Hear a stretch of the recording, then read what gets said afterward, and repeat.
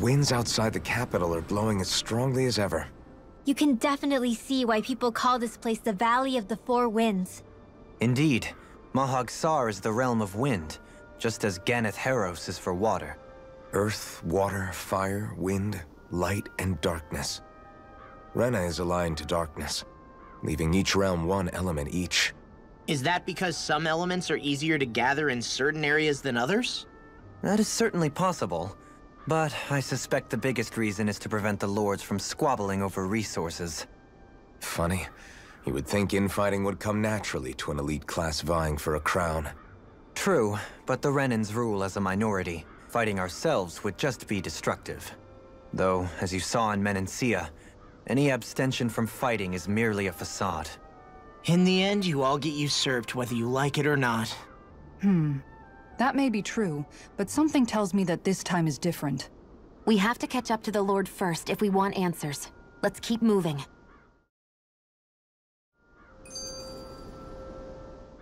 What is that ring of rocks over there for? They don't look like they formed naturally to me. Oh yeah. Funny, I guess I've gotten used to weird rock formations. They didn't even register as being out of the ordinary. Most likely, they were brought over by us Renans when we first invaded the planet. Wait, those? So does that mean there's some kind of machine then? And if so, what in the world were they even used for? To manipulate the properties of Dana's astral energy. Really? Think about it. Isn't it strange that the type of energy each realm collects is so fixed? Astral energy by nature isn't meant to skew towards one element or another so heavily. So the Renans reformed it for the crown contest. Sounds like the crazy thing a Renan would do. Renans these days are more advanced than Danans in some ways, but even they don't seem capable of doing something on that grand a scale. Or is that something that's possible on Lenegis? Or maybe the Renan homeworld? I can't claim to know everything about my own kind, but I myself have never seen anything that would be capable of such a drastic feat. But at some point they did just that. Those are the sort of people we're up against. We should do our best not to forget that. You're so amazing, Kisara. You can cook, you can fix weapons. I feel like there's practically nothing you can't do. Maybe you should take a page out of her book and learn to make yourself more useful then. I'd be happy to teach you if you want, Rinwell. I learned most everything I know from my brother. Really? Even how to sew and do laundry? Yes, indeed. He knew how to do anything. Sounds like he was a pretty handy guy when he was alive. He was. I'd always follow him around and badger him with questions. I was a real pain in the neck. Now that I think about it, he and Legil were the ones who taught me how to raise cats, too. Legil is that woman who was with him in the Gold Dust Cats, right? I remember now. The one with the really pretty hair. Funny you mention that. He also taught me how to maintain my hair. Not that those lessons stopped it from getting all tangled up during training. I think it still looks gorgeous. From what I can tell, it would appear as though the only thing he didn't manage to teach you was how to apply makeup. No, but that didn't stop him from trying. He really wanted to teach me everything. Only reason he couldn't was because I prioritized my training. And here I was trying to make a joke. I can't tell if she's being serious. The only one here who knows him well enough was her. Yeah, I guess only Miguel could have told us if it's actually true. Alphen, have you been washing your clothes? It may not be my place to say this, but... frankly, they're starting to stink. Now that you mention it, it has been a while since I did any laundry. I'll wash them for you if you want. Just remember to give them to me the next time you get changed. Oh, okay. Sure. Thanks, Kisara. And, Law, Rinwell, yours are starting to look a bit ragged. What do you expect? Of course they're going to tear up when we're out there fighting so much. Yeah, but it's still kind of embarrassing, having it pointed out like this. And Shion? I wouldn't touch me if I were you. Of course. My apologies. All I wanted to say was that your sleeves are getting a little bit dirty. You don't need to worry so much, Kisara. It's only natural our clothes are gonna get a little dirty while we're traveling around. That's no excuse. Your outward appearance says a lot about your inner well-being. Now you've really set her off. Suffice to say, it would appear that the traditions of the Guard are still alive and well within her. What do you mean? What do the Guardsmen do that's so special? Mostly, I'm simply referring to the fact that they're a very regimented and cleanly group of people. Do I really sound that weird to you guys? Keeping your clothes clean and mended is completely normal to me. Don't get us wrong. We appreciate the thought, Kisara. But we've got a long journey ahead. It wouldn't hurt to relax your standards. Just a little. If you're sure. I wasn't trying to overdo it, I promise. However, if it's making the rest of you tense, I'll do my best to tone it down from here on out. Still, if everyone could bring their laundry and clothes they want fixed, that'd be great. I'll take care of it all for you guys tonight. Don't you ever get tired? Is there a reason you're looking at me so intently? Shion's kind of turned into the local fashion critic in our group. So this is what lords like you wear. Certainly looks the part. I can tell at a glance what high quality everything is. It's not often Shion's that impressed. You wear a lot of rings too, don't you? They were a gift, purchased rather cheaply, or so I was told. What's your definition of cheap, exactly? I believe it was around 100 to 200,000 gold. What? If my wolf head cost 10 gold, then that'd mean... Holy crap! They cost 1,000 times more?! 10,000 times more.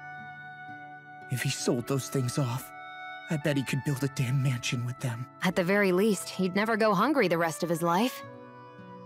You're all beginning to sound alarmingly interested in my rings. Dohalim, your spare bracers were getting dirty, so I polished them up along with the rest of your equipment. Why, thank you, Kisara. I greatly appreciate that. Maybe it's just my imagination, but you sure seem to fuss over Dohalim a whole lot, Kisara. It is a little strange. Almost like you're still in his service. Really? That's certainly not my intention. Besides, he's not the only one I'm like that with. Hey, Law, I saw your clothes were starting to get holes in them, so I stitched them back up for you. Oh, wow. Thanks, Kisara. Point taken. Do you just like looking after people? I wouldn't go so far as to say I like it, but I get anxious if I don't.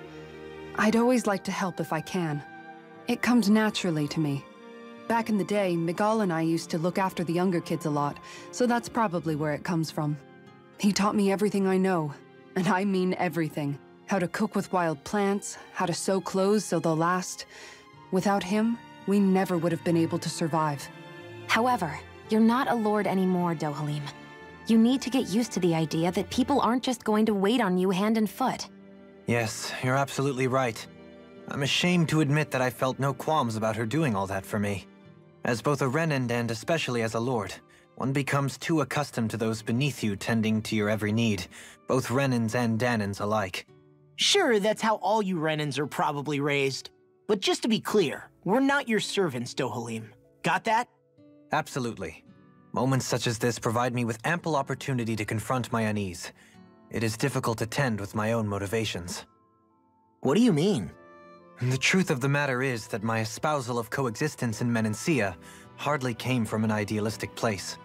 That instinctive unease I feel deep within serves as a reminder for what it is that all of us here fight for. Don't be so hard on yourself. No one's going to abandon you if you aren't always perfect. Looking at her now, I think she's more like his mom than his servant.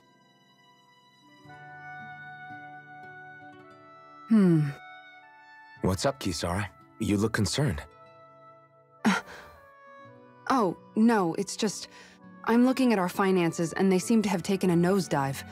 I don't remember us making any big purchases, though. Ah, that may be because I borrowed a small amount to purchase something the other day. I don't think you can call spending more than half of our money a small amount. Half? Dohalim, what the hell did you buy? As it so happens, I came upon a rather special object that I've long been searching for. Are you talking about that junk? I mean, that unique-looking trinket you're holding? Whoa, is that a... Indeed. It is a lost artifact from ancient Danan times. Most likely, it was used for some sort of rite or ritual. Ever since we Renans conquered Dana, such objects have been disappearing. I simply want to do my part to help preserve both our people's storied histories. Well, if it's to preserve Dahnan history, then I guess we can maybe look the other way. Just this once? I don't know. Why spend money on something that won't even keep us fed? More to the point, we all contribute to that money. I don't like the thought of anyone dipping into it without saying anything. You must understand. Had I let that opportunity pass me by, I'd never have come across this item again. Dohalim, maybe no one taught you that money doesn't grow on trees. I may have been a lord, but I realize that much. It's not enough to simply realize it. You have to internalize the concept too. Even after all this time, you still have no real sense of money. Our funds aren't your personal wallet. We camp outside and eat grass for dinner to try and stretch every last gold we have. You never know when we may need it. I don't think we're so poor that we have to eat grass or anything. Shut up, Alphen. Shutting. Let's just agree to not spend too much or be too thrifty for our own good. Alphen, your blazing sword draws its power from Shion's Fire Master Core, right? So I'm told. Then why don't you use yours, Dohalim? You mean my Earth Master Core, yes? Yeah, I mean, you still carry it around with you, don't you? I do. Each Master Core contains the astral energy harvested from Dahnan's slaves over the course of the last 3 centuries. Though only a select few qualified people, namely the Lords, can wield them, they nevertheless hold too much power to simply abandon. If only the Lords are supposed to be able to use them, how come Alphen and Shion can use theirs?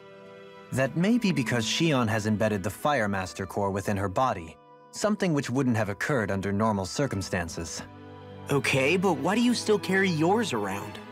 Just as Dahnans see Master Cores as symbols of the lives and resources robbed from them, so too do I view mine as a symbol of our lasting sins.